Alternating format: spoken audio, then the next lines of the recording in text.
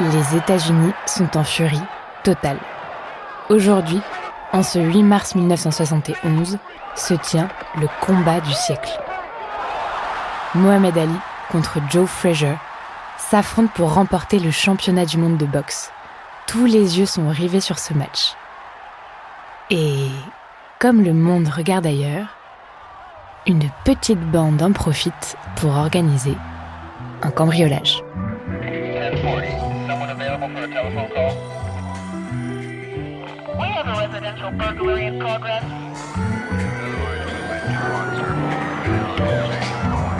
Connaissez-vous l'histoire de William Davidon?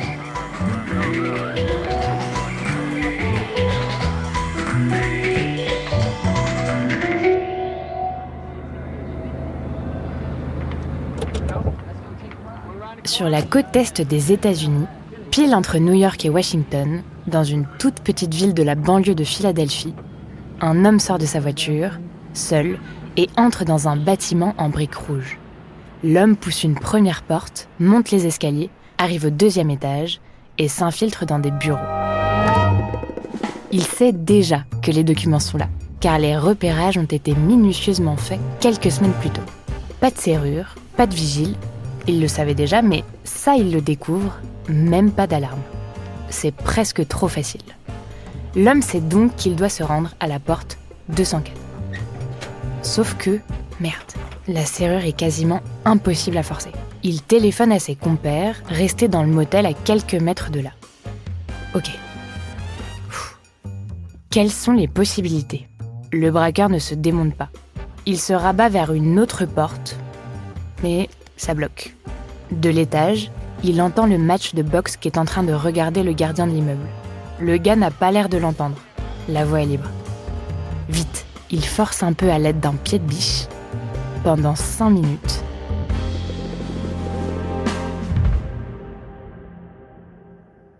Et enfin, la porte s'ouvre.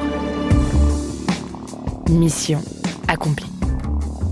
Devant lui, sont empilés de part et d'autre de la pièce des milliers de documents. 4 autres mecs arrivent, vêtus d'élégants costumes et munis de plusieurs valises. Et parmi eux, William Davidon, le cerveau de cette opération que tout le monde appelle Bill. Le petit groupe de voleurs se presse de prendre le maximum de dossiers. Il n'y a pas une minute à perdre. Une voiture les attend pour partir et en quelques minutes, ils disparaissent pour se réfugier dans une ferme à quelques heures de route. Pendant que tout le monde est en train de regarder ce fameux match de boxe, on vient à l'instant de cambrioler l'un des bureaux du FBI et d'y voler plus de 1000 documents classés top secret.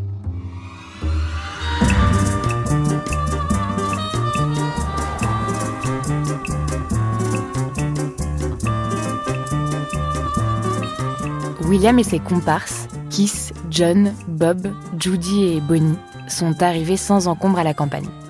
Ils sont passés par les petites routes pour ne pas se faire repérer avec le butin. Personne ne doit savoir où ils sont. Se retrouver là, ensemble, ça leur évoque la préparation du braquage. Pendant des mois, ils se sont retrouvés régulièrement dans le grenier de Bonnie, considérée comme la maman du groupe. À mesure que le plan de William se précisait, elle leur préparait de bons petits plats. Des spaghettis boulettes, sa spécialité. Et d'ailleurs là, il est fort probable qu'elle repasse au fourneau, car il est l'heure de dîner. Ouais, ils sont capables de braquer le FBI, pas de fer à bouffer. Mais avant ça, champagne, il faut bien fêter ça.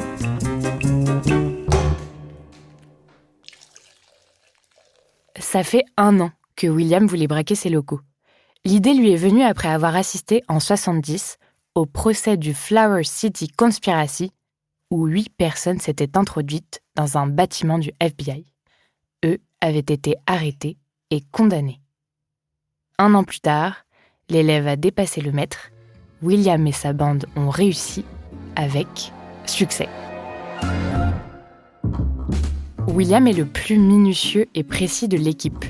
Ce n'est pas pour rien qu'il a tout organisé. Les autres Plus prompt à la rigolade, le taquine en disant qu'il est même un peu coincé parfois. Il enseigne les mathématiques et la physique au Haverford College de Philadelphie. Âgé de 44 ans, c'est un homme élégant, un grand brun, sûr de lui, et son héros absolu, c'est Albert Einstein.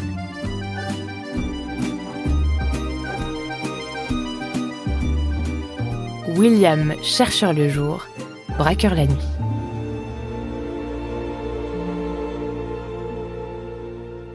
C'est un chercheur et un braqueur très engagé, depuis longtemps. Et depuis quelques années, il est même devenu activiste. Rappelons-le, nous sommes en 1971.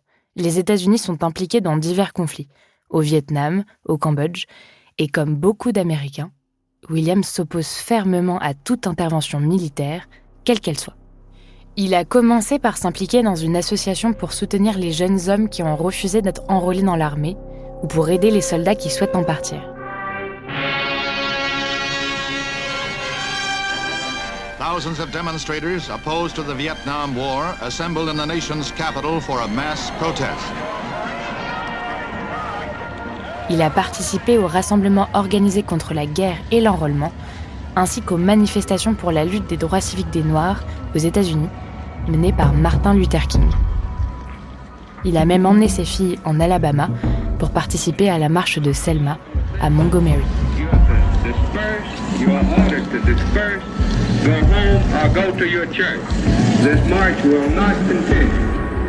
Sauf que, pourtant nombreuses et populaires, ces marches n'ont aucun impact, ou en tout cas, pas suffisamment pour William. On a beau crier « Love, not war », la guerre n'a pas cessé pour autant. Alors, ces temps-ci, il est frustré, très frustré. Il passe à l'action, à toutes sortes d'actions, comme de participer à l'enlèvement d'un des conseillers du président des États-Unis, Henry Kissinger. On peut le dire, William n'a franchement pas froid aux yeux.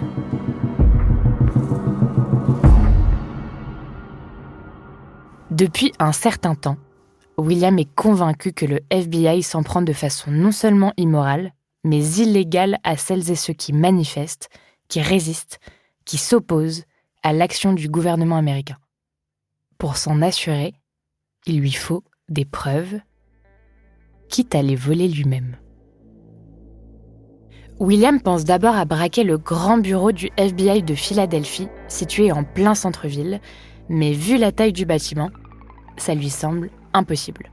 Il choisit alors de viser un plus petit bureau, une annexe qui se trouve en banlieue. William sait qu'il n'y arrivera pas seul. Il recrute 8 autres activistes au profil varié. Un chauffeur de taxi, une animatrice en crèche, un professeur de religion ou encore une assistante sociale pour participer à ce cambriolage. Pendant 1 an, on répète, on s'entraîne, on prend des cours de serrurier par correspondance pour apprendre à forcer n'importe quel verrou. On fait des repérages sur les lieux, on observe, on note les emplois du temps des salariés de l'annexe. Jusqu'au 8 mars 1971. In other news, last month more than 1,000 documents were stolen from the FBI office in Media, Pennsylvania. Le FBI a lancé une vaste opération de recherche avec pas moins de 200 enquêteurs chargés de retrouver les voleurs et éviter une fuite d'informations confidentielles. Après s'être réfugiés en sécurité, les braqueurs, munis de gants, épluchent tout ce qu'ils ont récolté.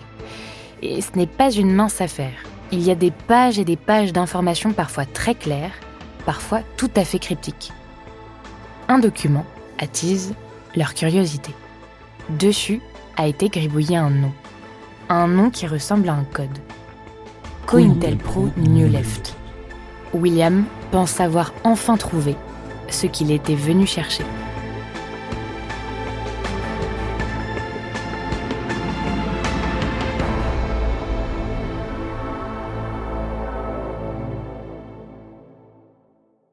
Quelques jours plus tard, après avoir terminé de trier tous ces documents, William et son équipe en envoient des copies, par centaines, à des journalistes sous le nom de Citizens Commission to Investigate, the FBI. Traduction de la part de la Commission citoyenne pour enquêter sur le FBI. Le Washington Post est le premier journal à recevoir ces documents. Et comme tout se sait très vite dans ces milieux, le procureur général l'apprend et leur défend fermement de le publier. Ce dont se moque le Post, qui diffuse en une un article détaillant comment le FBI surveille la population en infiltrant la police locale, la poste et les universités. La machine s'emballe. Certains médias qui étaient frileux jusque-là s'emparent du sujet à leur tour. Et les journalistes se mettent à enquêter sur ce fameux nom, COINTELPRO, et découvrent l'impensable.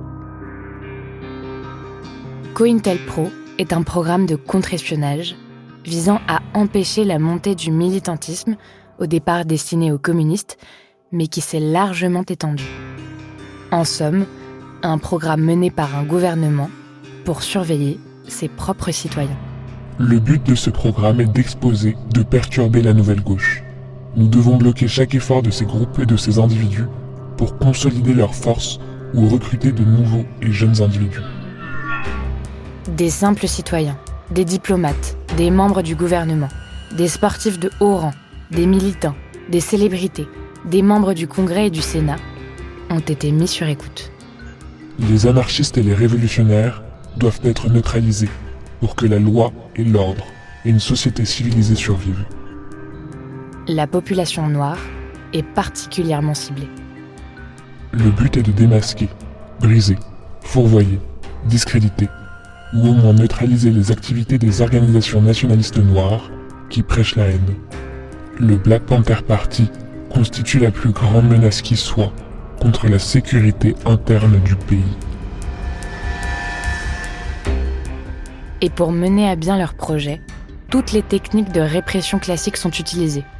Filature, écoute téléphonique, lettres anonymes, agents doubles et même assassinat.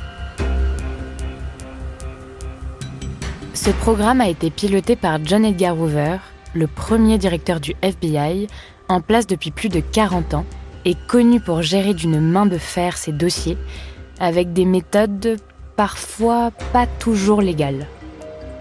Ces révélations dans la presse font grand bruit. En réponse, le FBI ne cesse de clamer son innocence. Il dénonce un complot et surtout continue de chercher les responsables, toujours introuvables.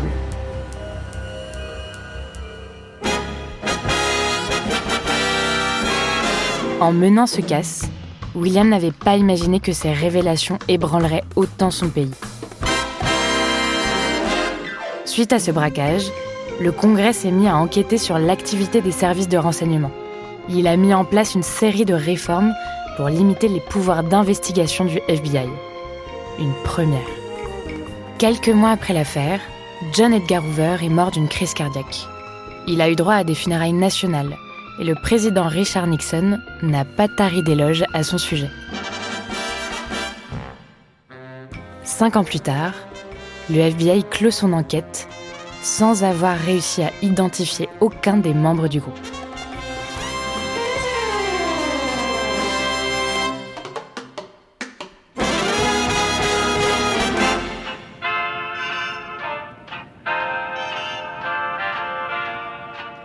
William, lui, a retrouvé sa vie, somme toute assez paisible auprès de sa 3e femme et de ses enfants. Et il a continué à enseigner avec grand enthousiasme, toujours dans la même université. 20 ans plus tard, en 91, William a pris sa retraite et a enfin été publié, après avoir découvert une méthode algorithmique quasi newtonienne. Son identité est restée secrète jusqu'en 2014, jusqu'au jour où lui, ainsi que 6 autres braqueurs, ont choisi de révéler leurs agissements dans cette petite annexe du FBI. Ces témoignages sont sortis dans un livre, The Burglary, écrit par une journaliste, Betty Metzger. Les faits étant prescrits, il ne risquait pas grand-chose.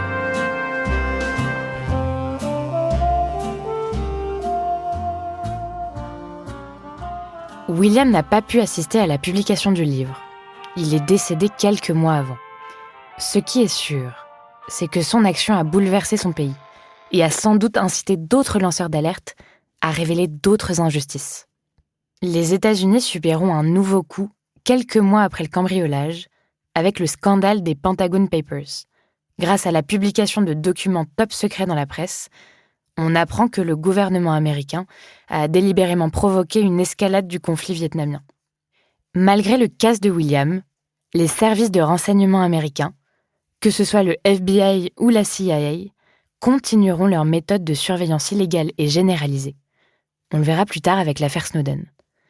Mais ce braquage aura au moins permis de mettre en lumière, à cette période, ces obscures méthodes.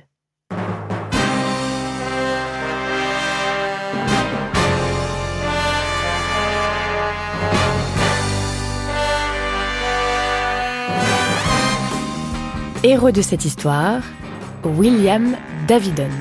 Autrice et narratrice, Juliette Livartowski. Réalisatrice, Solène Moulin. Productrice, Diane Jean.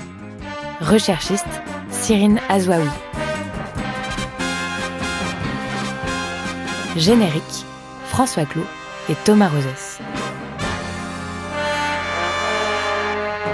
Connaissez-vous l'histoire ? Car l'histoire, c'est nous.